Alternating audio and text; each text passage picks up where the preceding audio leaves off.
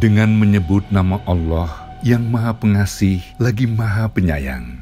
Orang-orang yang beriman kepada Al-Quran yang diturunkan kepadamu Muhammad dan kitab-kitab yang telah diturunkan sebelum engkau, dan mereka yakin akan adanya akhirat. Merekalah yang mendapat petunjuk dari Tuhannya, dan mereka itulah orang-orang yang beruntung. Baik sahabat semua, saya kira umumnya kita sudah hafal surah ini, dan mungkin ada baiknya kalau kita coba baca dulu, karena kemarin belum sempat baca juga di surah Al-Lahab. Nah sekarang kita minta Ustadz Deden membimbing mentasmi kita bacaan yang benar di surah An-Nasr, baru kemudian nanti kita terjemahkan dan kita tadabburi sedalam-dalam yang mampu kita selami. A'udzu billahi minasy syaithanir rajim. Bismillahirrahmanirrahim. Idza jaa nasrullahi wal fath wa ra'aitan nasa yadkhuluna fi dinillahi afwaja fasabbih bihamdi rabbika wastaghfir innahu kana tawwaba. Sadaqallahul azim. Idza jaa nasrullahi wal fath. Apabila telah datang pertolongan Allah dan kemenangan. Wa ra'aitan nasa yadkhuluna fi dinillahi afwaja. Dan kamu lihat manusia masuk agama Allah dengan berbondong-bondong. Fasabbih bihamdi rabbika wastaghfirhu innahu kana tawwaba. Maka bertasbihlah dengan memuji Tuhanmu dan mohonlah ampun kepadanya, sesungguhnya Dia adalah Maha penerima taubat. Ini surah An-Nasr yang urutan ke-110 dalam mushaf. Sekarang kita mulai dari muqaddimah untuk kita diskusikan. Surat ini merupakan kabar gembira bagi kaum muslimin tentang Fathu Makkah dan masuknya penduduk Jazirah Arab ke dalam agama Islam. Apabila kita berpegang pada cakupan umum, lafadz, bukan pada sebab yang khusus, maka ayat ini merupakan berita gembira tentang penyebaran Islam di bumi belahan timur dan barat. Jadi kalau kita tidak terikat pada lafadznya, namun kembali kepada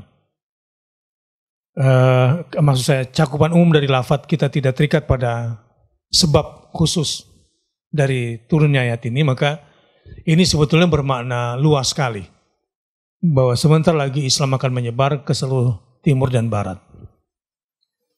Dan sesungguhnya hal itu menuntut sikap tawadhu setiap muslim. Dalam bentuk apa? Tasbih, tahmid, dan istighfar kepada Allah. Jauh dari kesombongan. Jauh daripada tirani. Apalagi menjadi penjajah baru sebagai pemenang. Karenanya harus juga disertai dengan taubat dari dosa-dosa. Karena setiap kemenangan yang kita peroleh, pada akhirnya pasti bercampur dengan dosa. Nah ini yang menarik untuk kita terus kembangkan. Kita masuk pada ayat pertama. Silakan Ustaz Deden, secara garis besar di permukaan nanti akan saya coba ikut menenggelamkan sedalam-dalamnya supaya banyak mendapat mutiaranya. Ya, baik. Nasrullah itu tafsirnya ada dua. Pertama, Nasru Rasulullah sallallahu alaihi wasallam ala Quraisy. Pertolongan Allah kepada Rasulullah terhadap Quraisy. Yang kedua, nasruhu ala kulli man qatalahu. Pertolongan Allah kepada Rasulullah terhadap atau mengalahkan semua yang memusuhi dan memerangi Rasulullah sallallahu alaihi wasallam. Dan Al-Fatah itu ada dua juga. Pertama, Fathu Makkah, kemenangan kota Makkah, kemerdekaan kota Makkah. Yang kedua, Fathul Madaini wal Qusur, penaklukan kota-kota dan kerajaan-kerajaan yang dilakukan oleh mukminin setelah Rasulullah Shallallahu Alaihi Wasallam. Yakni di sini ada kabar gembira bukan hanya bagi Rasulullah, tapi juga kabar gembira bagi para pelanjut Rasulullah Shallallahu Alaihi Wasallam. Sampai di sini sebetulnya, sahabat-sahabat semua, Islam ini agamanya kaum pemenang.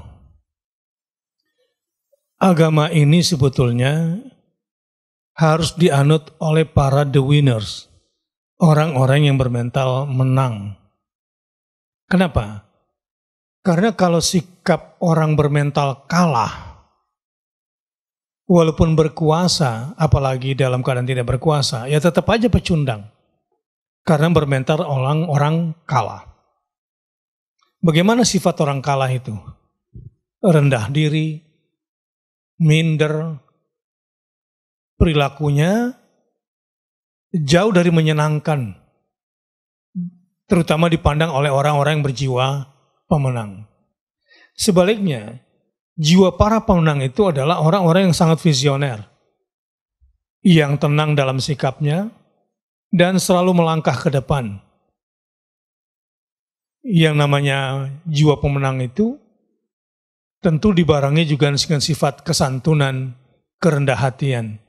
Dan jiwa pemenang yang sesungguhnya adalah yang senantiasa kembali kepada Allah, karena tidak ada yang bisa mengalahkan Allah, apalagi kalau kita masuk kepada Hizbullah, kepada golongannya Allah, kepada kelompoknya Allah, kita pasti menang dan dimenangkan.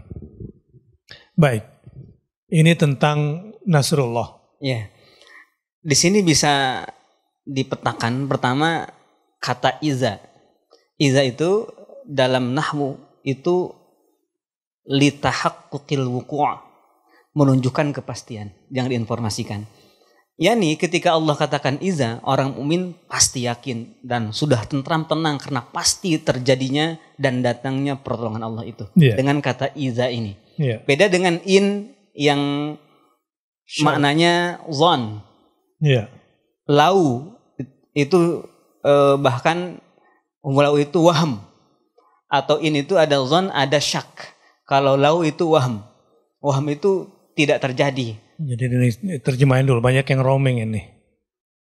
In itu mungkin terjadi. Terjadi mungkin tidak. Mungkin tidak. Lau juga seandainya gitu ya. Dan itu mungkin tidak mungkin terjadi kalau lau. Iya. Berarti kan seandainya gitu. Seandainya. Ya. Berandai-andai. Kalau pasti terjadi. Ya.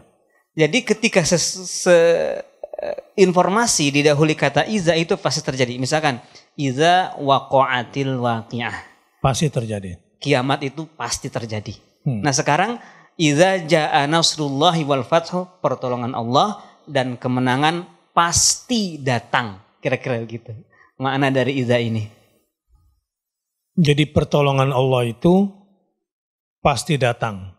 Dan yang ditolong Allah itu pasti menang. Pasti menang. Gitu. Dan juga yang kedua ditekankan Nasrullah. Nasrullah itu menunjukkan bahwa pertolongan itu tidak dari yang lain, hanya dari Allah. Karenanya dilekatkan.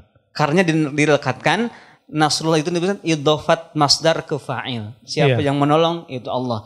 Dan mestinya atau bukan mestinya, biasanya meskipun tanpa disebut Allah di situ pasti otomatis dari Allah, tapi di sini ditekankan lafzul jalalah di sini untuk lebih menegaskan bahwa pertolongan itu tak datang dari selain Allah. Dari selain Allah. Oleh karena itu mintanya juga ke Allah, yakinnya pun juga ke Allah.